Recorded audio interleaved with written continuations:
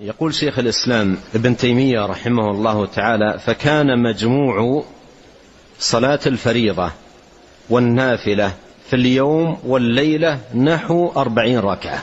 وقال ابن القيم رحمه الله: فهذه 40 ركعة ورده، أي النبي عليه الصلاة والسلام، دائما الفرائض وسننها وقيام الليل والوتر.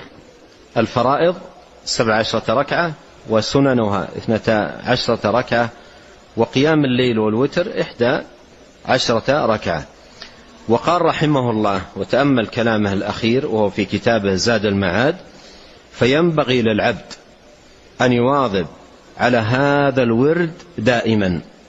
فينبغي على العبد أن يواظب على هذا الورد دائما إلى الممات، فما أسرع وأعجل فتح الباب لمن يقرعه كل يوم